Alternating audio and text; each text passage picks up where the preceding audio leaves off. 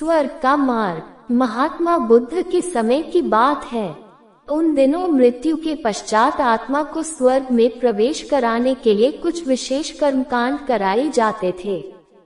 होता ये था कि एक घड़े में कुछ छोटे छोटे पत्थर डाल दिए जाते और पूजा हवन इत्यादि करने के बाद उस पर किसी धातु से चोट की जाती।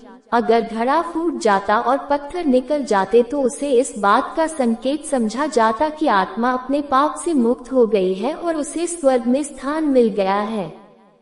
चूंकि घड़ा मिट्टी का होता था, इसलिए इस प्रक्रिया में हमेशा ही घड़ा फूट जाता और आत्मा स्वर्ग को प्राप्त हो जाती, और ऐसा कराने के बदले में पंडित खूब दान दक्षिणा लेते। अपने पिता की मृत्यु के बाद एक युवक ने सोचा क्यों न आत्मा शुद्धि के लिए महात्मा बुद्ध की मदद ली जाए। वे अवश्य ही आत्मा को स्वर्ग दिलाने का कोई और बेहतर और निश्चित रास्ता जानते होंगे।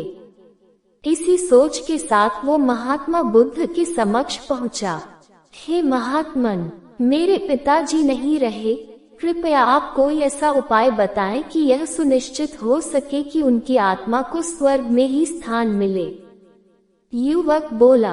बुद्ध बोले, ठीक है, जैसा मैं कहता हूँ वैसा करना। तुम उन पंडितों से 2 घड़े लेकर आना, एक में पत्थर और दूसरे में घी भर देना। दोनों घड़ों को नदी पर लेकर जाना और उन्हें इतना डुबोना कि बस उनका ऊपरी भाग ही दिखे।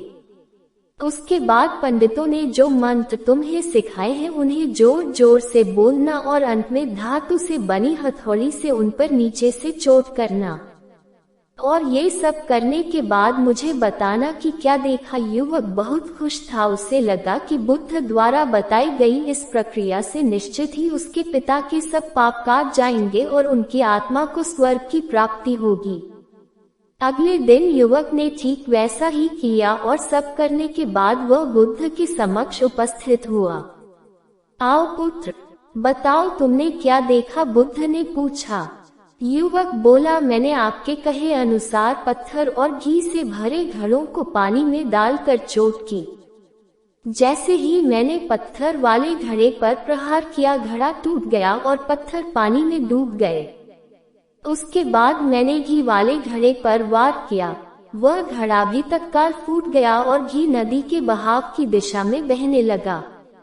बुद्ध बोले, ठीक है, अब जाओ और उन पंडितों से कहो कि कोई ऐसी पूजा यज्ञ इत्यादि करें कि वे पत्थर पानी के ऊपर तैरने लगे और घी नदी की सतह पर जाकर बैठ जाए। युवक हैरान होते हुए बोला, आप कैसी बात करते हैं? पंडित चाहे कितनी भी पूजा करे, ले पत्थर कभी पानी पे नहीं तैर सकता और घी कभी नदी की सतह पर जाकर नहीं बैठ सकता। बुद्ध बोले, बिल्कुल सही और ठीक ऐसा ही तुम्हारे पिताजी के साथ है। उन्होंने अपने जीवन में जो भी अच्छे कर्म किए हैं वो उन्हें स्वर्ग की तरफ उठाएंगे और जो भी बुरे कर्म किए हैं वे उन्हें नरक की ओर खींचेंगे। और तुम चाहे जितनी भी पूजा करा लो, कर्म कांड करा लो, तुम उनके कर्मफल को रत्ती भर भी नहीं बदल सकते। युवक बुद्ध की बात समझ चुका था कि मृत्यु के पश्चात स्वर्ग जाने का सिर्फ एक ही मार्ग है और वो है जीवित रहते हुए अच्छे कर्म करना।